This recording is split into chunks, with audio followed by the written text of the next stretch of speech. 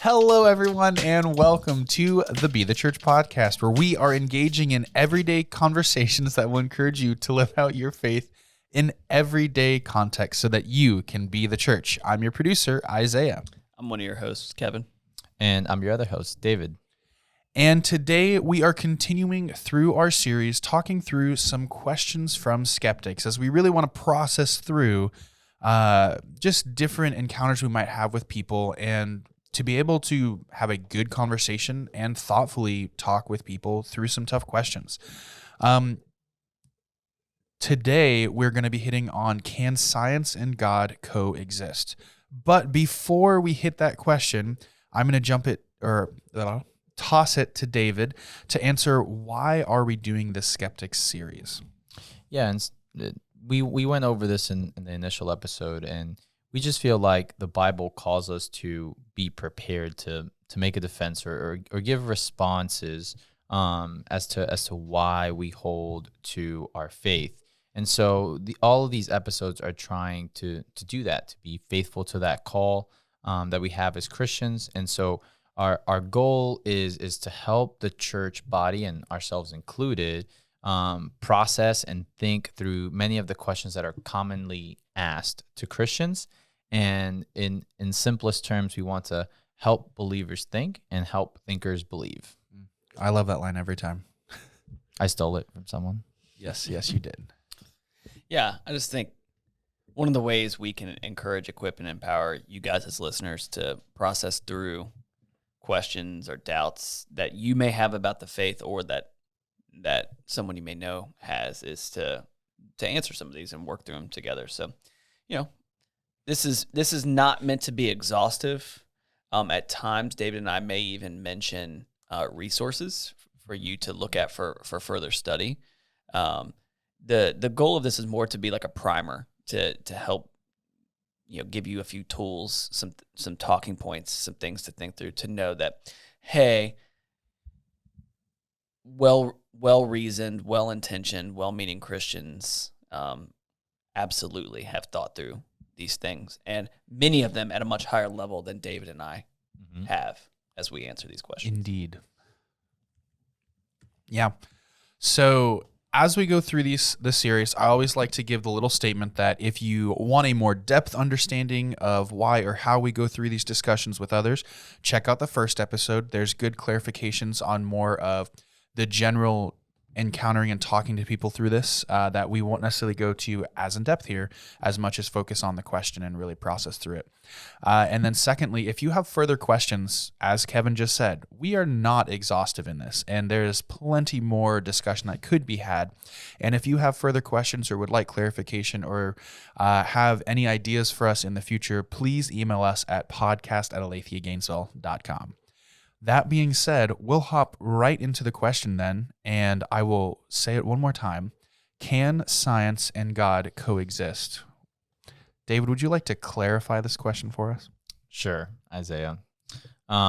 So I'll clarify it first, and then I'll kind of do what we do basically every week, which is we kind of say a disclaimer of what we're not trying to answer, which I think is important. Yeah.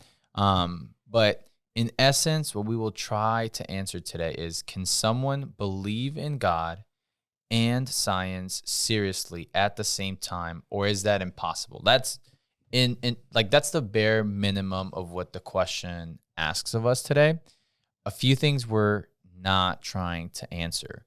We're not trying to say or respond that someone needs to believe God in order to do science well or partake in science. And we're also not saying that someone who partakes in science inherently can't believe in God. Like those are kind of the or has to believe in God. Like we're not trying to to go further than the bare minimum of what the question is begging, which is, can someone genuinely believe in God and believe in science at the same time without feeling like they have to leave one of those two, I guess you could say, like thinking caps, although we can't separate our brains like that, but just the imagery at the door. So that's the bare question we're trying to respond today. Yeah, so maybe to start, right? I think I'd like to start with just juxtaposing these two separate categories, science and God, at least as the question's presented, and by looking at the arguments of each side, or what some of the arguments could be from each side. So I did a little bit of back research. I found a quote from Lorna Salzman, who's an American environmental activist who has taken up the position that God and science are not compatible with one another. And here's what they said. They said, religion and science are indeed incompatible. Religion and science both offer explanations for why life and the universe exist. Science relies on testable empirical evidence and observation. Religion relies on subjective belief in a creator. Only one explanation is correct. The other must be discarded. Explanations require evidence. None exists for a creator outside the human mind, whereas the evidence for evolution and the origins of life mounts every day. In the face of this uncontradicted evidence, religious belief in a divinity is no more viable than belief in the non-proverbial flying spaghetti monster. All right, so let's just take that quote. Obviously, we could read that however we wanted, right? I imagine there to be a decent amount of hubris in that quote, but I was not there when it was given verbally, so I can't say for sure. But there are a number of statements made in that overall statement that I disagree with. Let's start with this one. Religion relies on the subjective belief in a creator. Okay. This is where I think there's actually a major disconnect for people that really struggle to see that the two of these would be together. Because at least for Christians, there is no demand on Christianity that says our faith must be entirely subjective. Yeah. Faith in and of itself is often a subjective experience. It will have subjective components to it, but it is false to say that my faith, David's faith, Isaiah, your faith, the faith of any of the believers we would know at our church is entirely subjective. As a matter of fact, I would actually call that demonstrably false and maybe an unfair caricature of what Christians believe. And there are examples that I can point out for this. I mean, let's start with this, the history of ancient societies believing in deities. The reason why I say that's not subjective is someone can use that as empirical evidence for the fact that other societies have believed in the existence of a god or gods over the course of time. That's not subjective.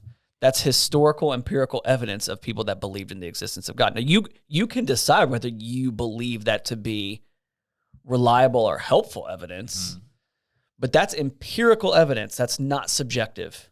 That can be used to encourage someone one way or the other towards a particular faith background. I would go on to say historical records of the religious texts, eyewitness evidence of veracity of the religious texts are just some examples that faith can have a verifiable component to it. To put it another way, I think evidence can be found in support of the existence of God, including evidence that would fall underneath the scientific method and critique. Each person is called to judge the weight of that evidence, but to claim that there is no evidence is untrue and unhelpful. So I don't want to completely dismiss what this person is saying, but I think I will say that I find their position to be untenable at the end of the day, because they've made a false claim and they've set up a dichotomy that doesn't actually exist, at least for Christians. Yeah, and I think this even goes back to our episode 1 where we talked about making sure that people define their terms. Like, I feel like if this was, obviously, I think, at least I'd like to think that this individual's quotation would have sounded a lot different in a conversation where someone can say, well, that's not necessarily my case. So what do you do with it? I don't know. The introduction of the flying spaghetti monster makes me not quite as gracious in my assumptions. But yeah, go ahead. Because my point being is, even when we're trying to answer our question today, when they go, well, religion and science, now we've introduced another component, right? Because the initial question was, can someone believe in God, right? And there's plenty of people who wouldn't classify themselves even as religious, and especially when we look at history, who Many still deists. believed but just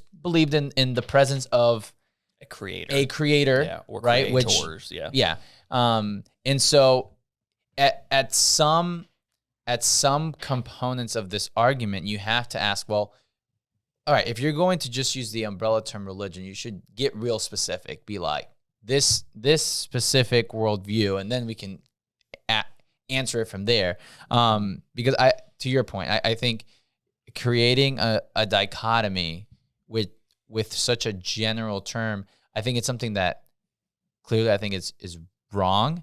And to be fair, I think Christians and religious people tend to do this as well with atheists at times. We'll create this dichotomy and just be like, all people who don't believe in God are devoid of X, and it's like, devoid of morality or whatever the argument ends up being.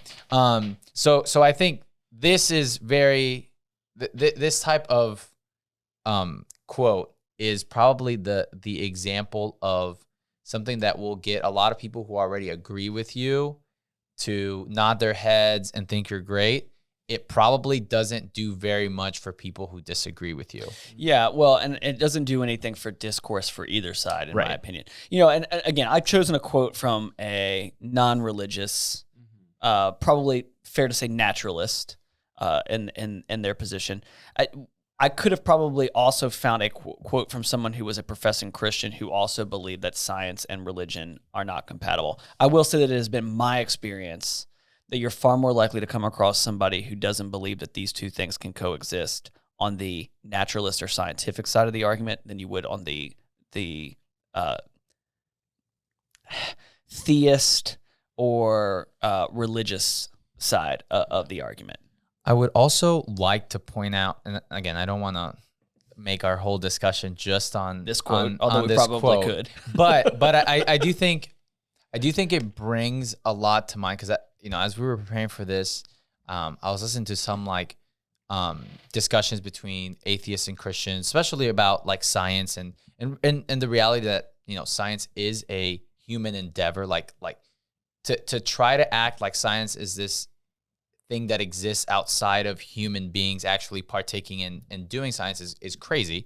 But I do think that when we view this question, it's kind of silly to just pair up science and religion, or the belief in God, as basically these two sides of the same, like they're the same thing.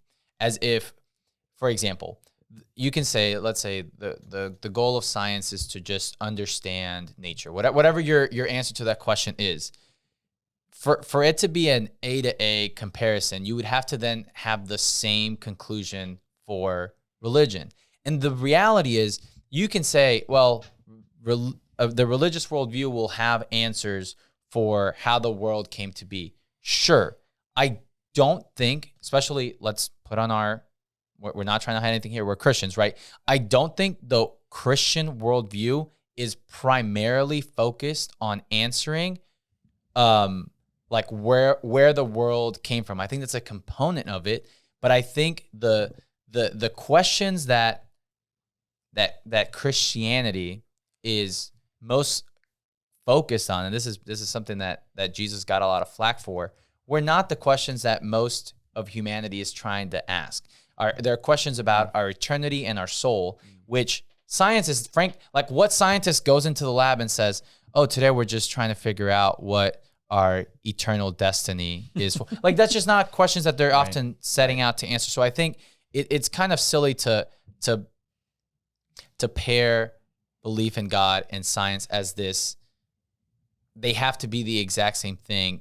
Instead, I mean, I think what we're going to get to the conclusion is that while there's a lot of overlap, and for sure your belief in God, as we saw in the previous episode, we talked about like historical scientists and how their belief in God affected their scientific endeavors is in play. It's more due to the overlap in those questions, not so much because they're both trying to answer the exact same questions or in the exact same manner, if that makes sense. Yeah, absolutely.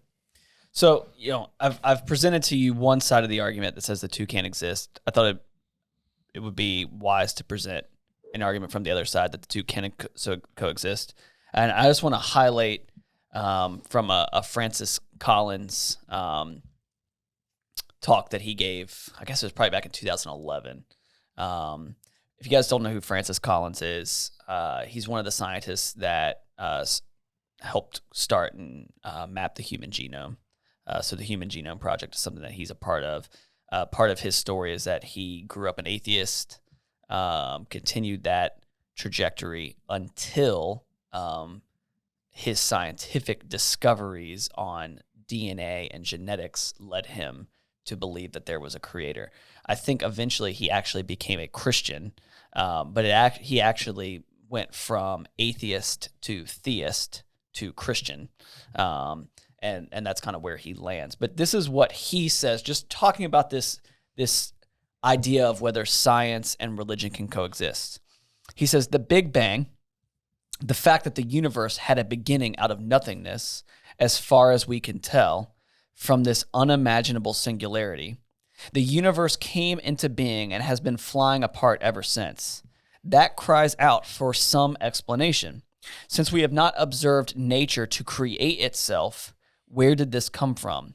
That seems to ask you to postulate a creator who must not be part of nature, or you haven't solved the problem. In fact, one can also make a pretty good philosophical argument that a creator of this sort must also be outside of time, or you haven't solved the problem. So he presents the Big Bang Theory, which is a fairly well-recognized hypothesis for the creation of the universe as we know it. And one of, if not the most logical arguments for the Big Bang, is that a creator was the initiator of that Big Bang. And the point that he is trying to make by saying these two things is that we can observe what has happened since the Big Bang underneath the scientific umbrella and learn many, many things from that. And yet we still don't know the initiator of the Big Bang. And it's possible to make a well-reasoned evidential argument that happened by a creator, a God.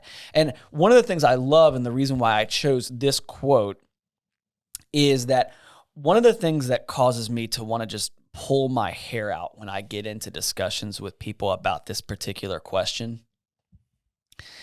is those that hold to the scientific methods approach to all things in life,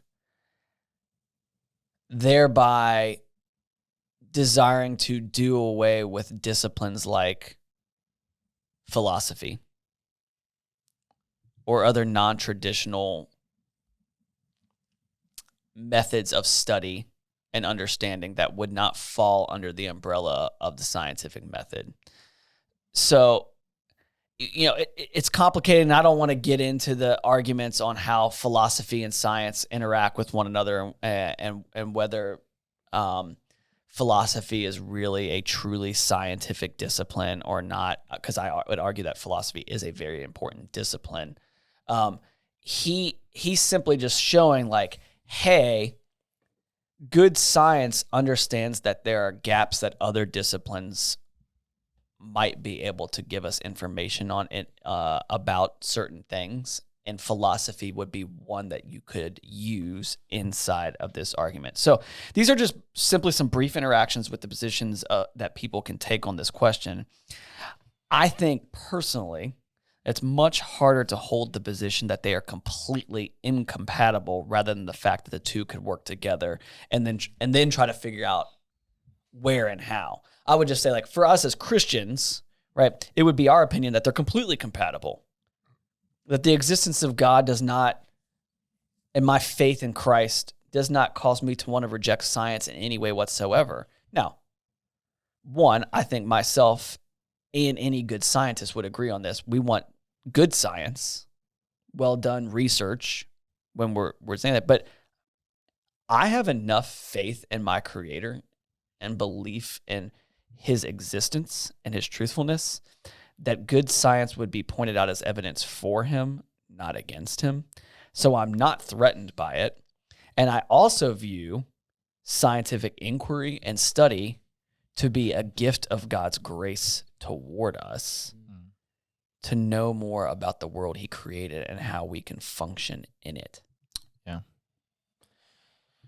I'm going to kind of build off what you just finished, Kevin, with the Big Bang, because I think in science, right, there are plenty of controversy, right? Like there's simple things that, I mean, everybody agrees on, right? Gravity. Like, yeah, like if I ask here, jump off my roof. Yeah, it's like if I ask Kevin, hey, do you prefer me to drop a rock 2 feet above your head or from 1,000 feet above your head? Definitely 2, please. Yeah, like it's preferably 0. The statement, it's not rocket science, is famous for a reason. You don't have to be super intelligent. Mass times acceleration, David, and I'm not interested in challenging that. Yeah, no one's trying to argue against that. Or that like the harder you kick the wall, the more force you're going to receive back on your foot. Nobody's arguing a lot of those things, right? But there are definitely areas of science where there's controversy. Now, where a statement like the one we read before, or even when we take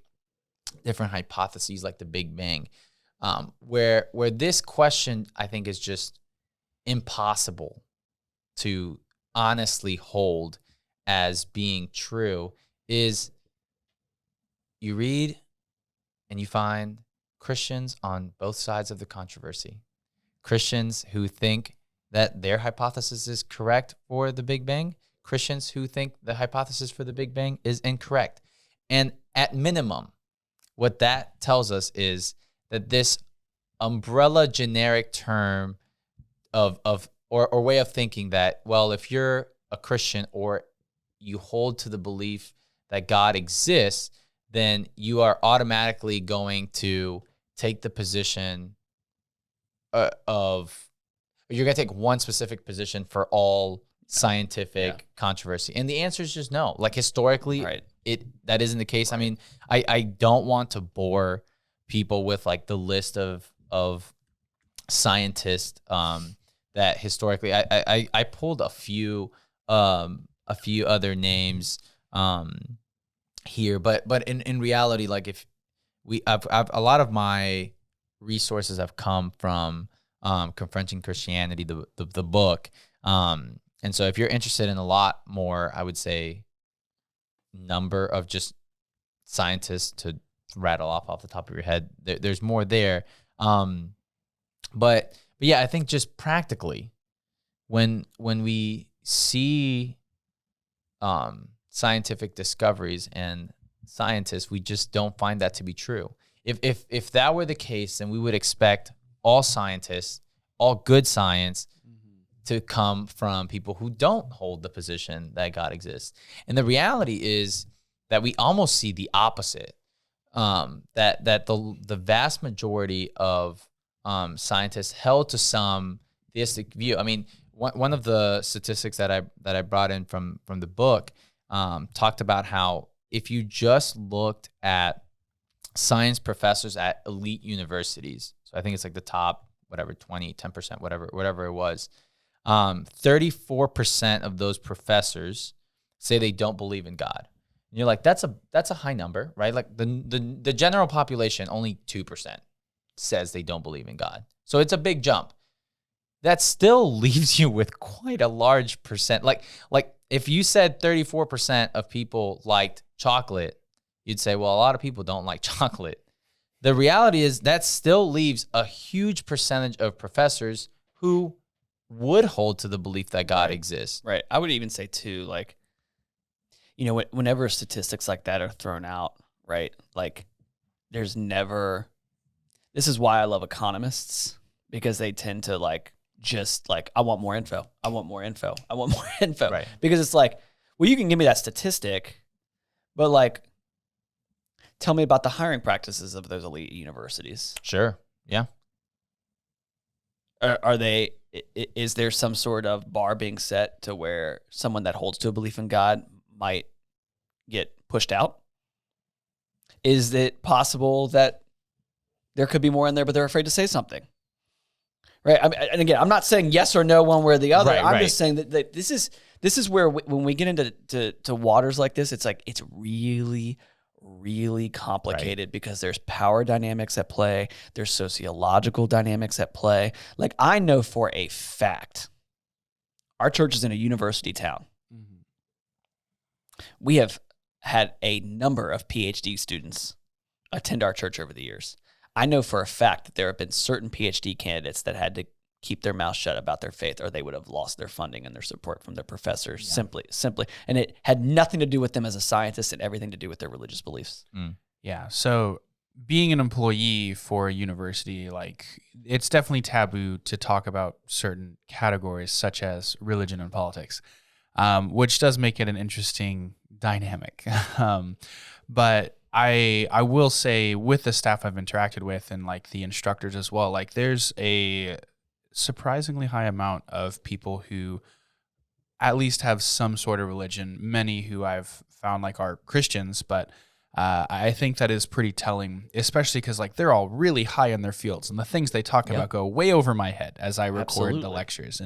And it's really encouraging and cool to see that as they talk about these things, they're encouraged towards their faith. And then there's been some really awesome people I've met just in multiple departments all over the I place. mean, I think I've shared before that one of the things that took me from an agnostic who leaned atheist to an agnostic who leaned theist was a molecular biology professor at West Virginia University who was a Catholic. And just the way he described DNA and RNA, and he taught the subject to us, and then also explained why he felt that information was actually led him to a belief in his creator. You know, so I just think, you know, whenever we're looking at stuff like this, we need to do the harder work of making sure disingenuous statistics and whatever else are being examined closely when we're talking about this kind of thing. Sorry, David, keep going. No. And I hope the clarification of this statistic is not meant to close the book on the argument, but at least tell us, hey, practically, if the question is true, it should be 100 to 0 with this question. Like there wouldn't be this umbrella term of just, if you held to this belief, then there's no way you could do science well. And clearly, like, actual data tells us that that there is a lot more to this question than just, oh, do you hold to the belief in God? Great, then you can't do science. Do you not hold to the belief in God? Great, then you can do science. Yeah.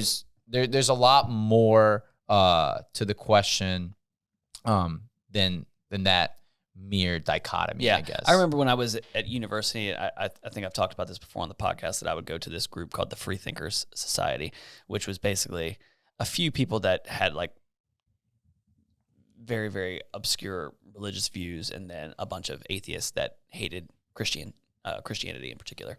A few of them were at least intellectually honest enough to dislike all religion, but most of them just hated Christians for various reasons. And I remember one of them being like a non-tenured professor at this thing, saying that like it was his desire that one day in higher academia, all religion would be completely forced out.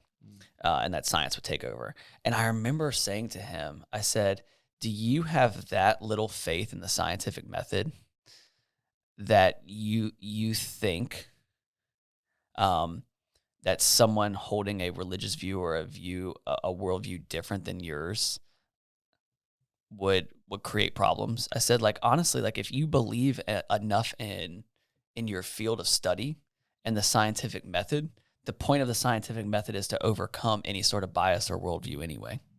So why should that be a thing? And I didn't get what I would call a satisfactory answer in response other than I don't really care for Christians, which is fair. He's certainly allowed to hold that opinion, and I believe he probably has had someone give him a reason to feel that way in the past. But like the reality is like good science shouldn't be overly influenced by worldview outside of science. And it's interesting to me that Christians often get pegged as the ones who are afraid of scientific inquiry, but I've actually found it to be both-sided living in university towns now for close to 20 years. Yeah, and yeah, I think that's very true. And so with regards to kind of just to finish up, just like how practically it doesn't really, I just don't think it practically holds up very well. The question that were asked. Like I said, I was listening to this conversation between, it was two physicists, which I thought was interesting because the female, who is an atheist, very charitable, great conversation.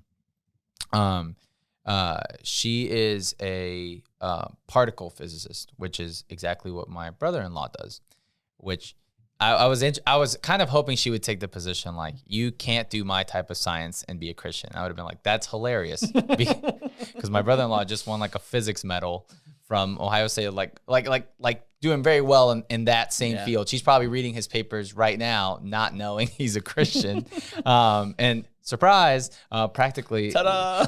But I think she was, and the other Christian. There was two other Christians in the discussion. One was a physicist. The other was, I think he just taught biology. Not that just teaching biology is any less than physics. I just thought their interactions were more insightful because they were in the same field, you know. No slide at biologists at all. I'm gonna get cooked. Hate mail. No, I'm just kidding. But something that I thought was insightful when they were going kind of back and forth with this question. I believe the biologist asked her. He's like, so I'm not trying to make the case that in order for you to do the physics you do, you have to hold to the belief that God exists. He's like, are you, someone who's studying science today, at least able to see how your field of study has been positively influenced by people who many of their decisions or their conclusions were guided by their belief in God existing? Things that we talked about in the previous episode. People who were willing to study the laws of nature because they believed that nature was ordered, that there had to be order because they believed there was someone giving these orders, right? And I thought it was genuinely honest of her to say, I can see that, and like she's basically not denying it. She's like, I 100% would say that that's the reality. Her obviously position is, well, but I already have those benefits today. I don't necessarily need to hold those beliefs myself anymore because I already have the byproduct of that. But I think even that just points to this reality that when we look at the question asked today, is I think even an atheist can look honestly at history and say, hey, I can see where the belief in God, whether I agree with it or not, has had positive effects to the scientific community throughout history. Not to say there hasn't been a Christian who hasn't done bad science or no. But to see that there is the possibility, and not just a possibility, but the reality in history of individuals who hold to the belief that God exists and are faithful and diligent in their scientific endeavors. And I think that's at the bare heart of the question that we're being asked today. Yeah, so I think there was a lot of really good discussion, and we always want to end on this question that I'm about to ask, which is, why is this question being asked, and are there potential questions behind the question? Because, and we kind of hit on it a little bit, and I think this specific question usually might be surrounded by a little hubris and maybe a little bit more arguing more than discussing. So I think it is helpful and important to really process through this, especially like how can we remember like these questions are ultimately with the goal of like how can we point them to Christ? How can we love them through these conversations, not just argue with them and try to prove a point? So again, I'll ask, why is this question being asked, and are there potential questions behind the question? So this is hard. This is specifically with this question. It's harder to say because I think there is a much wider possibility of outcomes on as to what would motivate someone to ask a question like this outside of just genuine curiosity.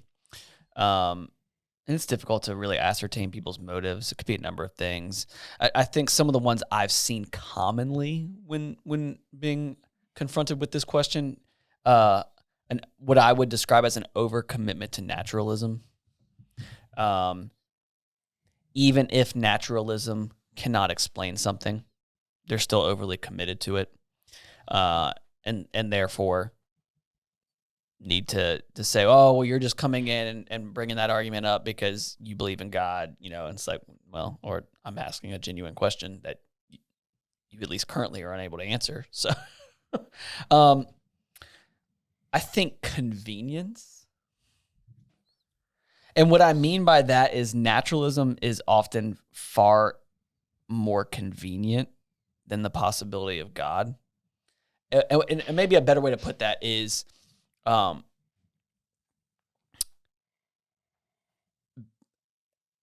being willing to admit that there are things that we don't know or can't know is not something that human beings really want to admit, but especially those in academic fields and scientific fields. Yeah. And so it's enough, to say, hey, I believe in a transcendent creator who's not all knowable unless he reveals something about himself, can feel like an affront on your very career and what you've given a lot of your life to. And so I get that tension. And so therefore it's just more convenient to say, hey, these two things aren't compatible, and to maybe even create false dichotomies that don't exist. I mean, maybe another one just would be this for why this question would be asked is just a lack of considering the evidence of both sides fully. I remember when I was younger thinking that a lot of that Christians were kind of this way, that they didn't really care for science, and they all thought a certain way, and they all voted politically one way or whatever else. And then I realized when I got to college that actually that was just the small representation of Christians that I had experienced in a very small sect of my little small town in Virginia, and getting away to a university allowed me to be confronted both with people that kind of leaned the way that I did, at least in the beginning, and saw the world, but also what I would consider to be like really intelligent, thoughtful theists who were way smarter than me, but also had reasons for having some worldview or religion driving some of what they did. And that really did cause me to pause. I think it's one of the reasons why I love being a pastor in a university town, as difficult as that can be sometimes. It's also really rewarding because you're getting an opportunity to invest in, share, disciple some of the brightest minds that at least our little pocket of the world is going to come in contact with. I mean, like people that graduate from the University of Florida go on to do all sorts of amazing things. Yeah. And so, I think what can lead to that, though, at times is just simply not seriously considering both sides of the argument. Well, I even know, I know that the UK tends to be about 50 to 100 years ahead of where we are as far as like the cultural fallout of the death of impact religion and popular culture and society. We're starting to see that now generationally.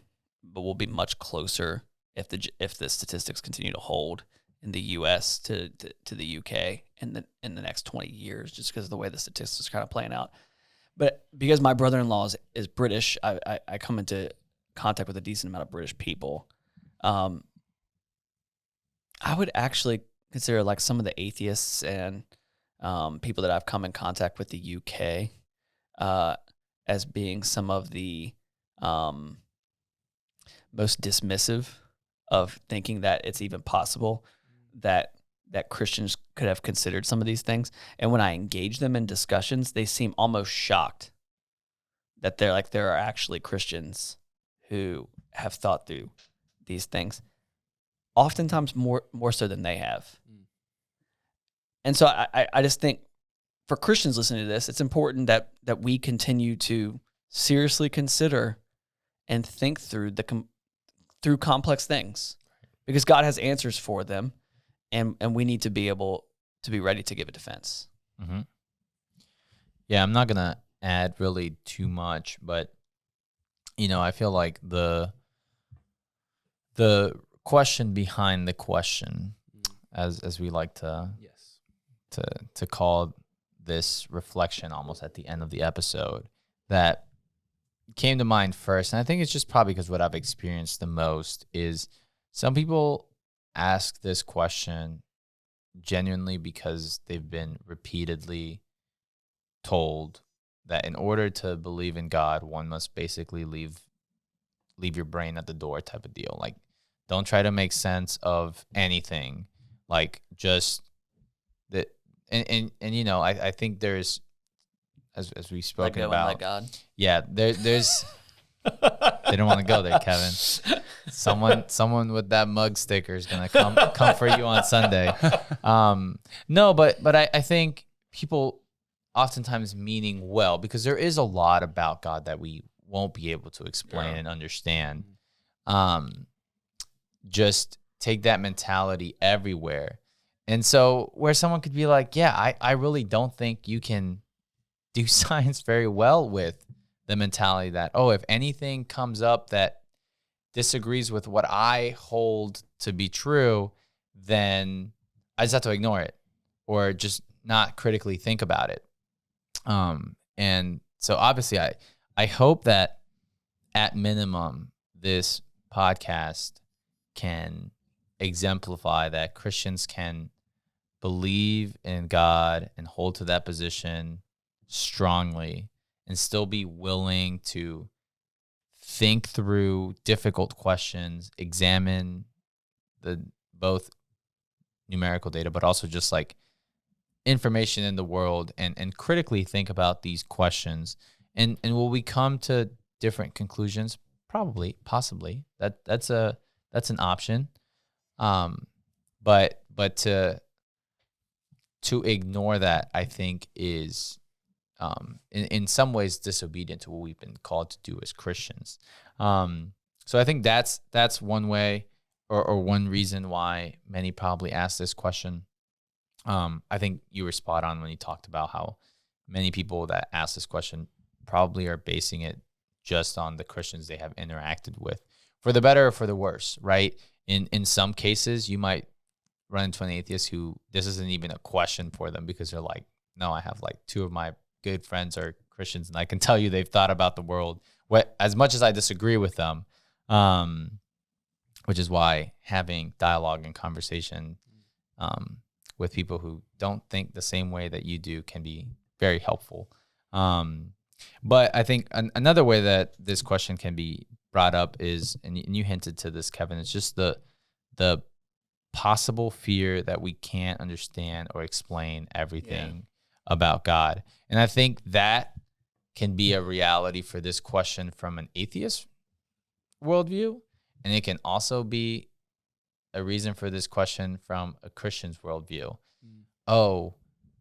I believe in God, but I'm afraid that if I go study physics, I'm going to become an atheist. I'm like, I don't think your belief in God is big enough. Like, I think your concept of God is quite small, my friend.